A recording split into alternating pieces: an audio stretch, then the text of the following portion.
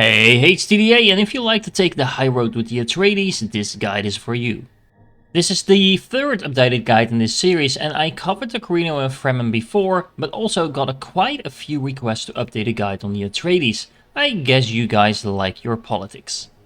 The Atreides are ideal for players who want to lean into the diplomacy side of the game, as you can win without firing a single shot.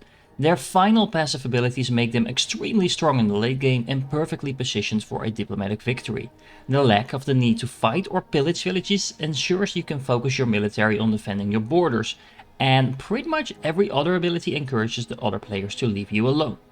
The best counselor by far, I think, is Duncan. 20% reduced upkeep is massive, and the 10% reduced cost for annexing can add up quite rapidly if done right. Your second pick is actually quite flexible with the Atreides. Bufir is a decent pick if you plan on focusing on agents, Gurney is decent if you want your military to be stronger as you won't be pillaging and therefore not in combat as much, and Jessica helps you force your enemies into doing whatever you want, with the lance route bonuses stacking up quite a bit in the long run. I actually think Jessica is generally the strongest pick, but the other two are definitely useful as well. At the start of the game, as always, send out your ornithopter to explore the village in the spy zone, build a trooper and a ranger and send those out to capture the spy zone as soon as they are ready. The Atreides units all buff each other, so you'll want a healthy mix of different units. You'll also want a second ornithopter to speed up exploration. Build a refinery, make sure to add crew to your harvester and set it to auto recall, and then build a plascrete factory, and in the meanwhile explore the zones around you. If you have minerals close by, that is awesome, but pretty much any special resource is a good pick from this point on. You do want to actually capture your first few zones by force, because peaceful annexation takes too long and would push you too far behind in this stage of the game. I recommend going down the left side of the economy tree first. Composite materials gives your plascrete production a nice boost, and you're going to need a lot of that. Advanced engineering is a nice production boost you'll get in most of your villages, and the silos are a huge benefit. And finally, energy markets is a nice way to generate some additional income. Don't forget to set your spice ratio in such a way that you'll be collecting a little more than you actually need. You don't need a large buffer, but sandworms are a thing, so you do want to play it safe. You'll also want to build a plascrete factory in your second village and water production in whichever of the two villages you have that has the highest wind power. I also recommend getting an early research hub in one of your two villages. Your first two agents should go into Arrakis infiltration because authority will help you expand, and then the next two should go into the land route, so you can really leverage all the opportunities the Atreides get to use influence. If you're not sure what to build next in your villages, check if you have enough water and fuel cell production. If not, fix that, but if you do, building fuel cells factories and making sure you have enough maintenance centers covering all your villages is never a bad thing. Do make sure you take note of the special traits your villages have and factor that into your decision making. The bonuses are small, but they do add up if you make smart use of them. There should be another spice field 2 zones away from your main base, and hopefully you found it by now. Your third village should be chosen in such a way that you expand towards the spice field, as that will be our next target, and yes, we are still taking this by force. Sometimes you can get lucky and you can place your spice silo in such a way that it covers 2 spice fields, but if that's not the case, don't forget to always ensure a silo is in the reach of your spice field, because the bonus is always building another spice silo.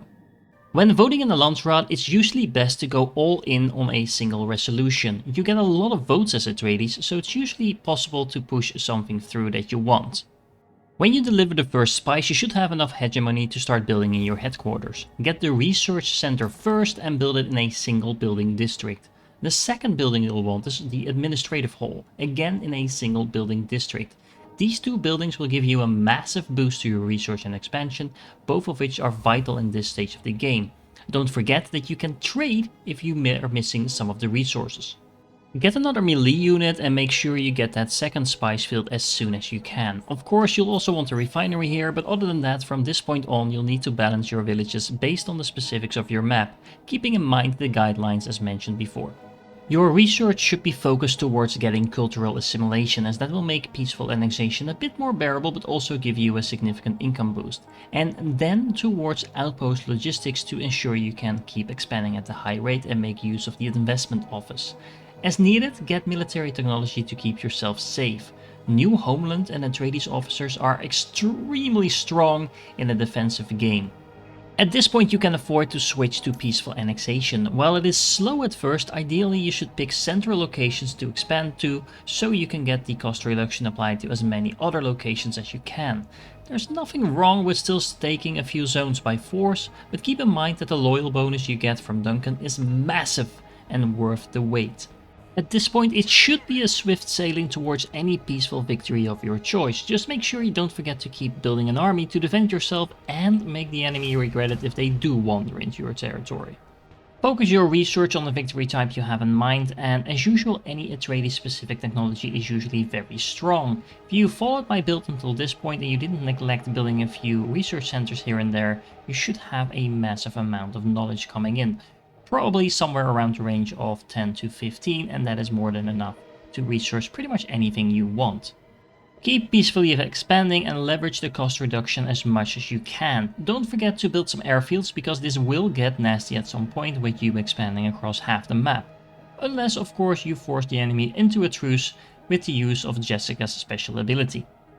Actually getting a diplomacy victory in any game that also has the hegemony victory enabled is almost impossible because of the rate hegemony comes in and the amount of time it takes to actually get to 500 Landsraad standing. This means that you'll most likely win through hegemony or buying all the shares on the stock market just because you can, but all you need to do is keep your territory safe. The special Kraken unit can help a lot with that, because not only is it a transport, it actually packs quite a punch.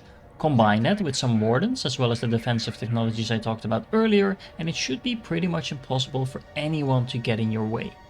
All in all, the Atreides have a pretty relaxed game plan that isn't too complicated and allows you to sit back and have the others fight each other while you steal the victory safely sitting on your throne. If you're playing in PvP, your opponents will recognize this and surely take the fight to you early, so be ready for that. I hope this guide helped you on your way to rule Arrakis as the Atreides, and don't forget to subscribe for more. Keep the spice flowing, and I hope to catch you in the next one.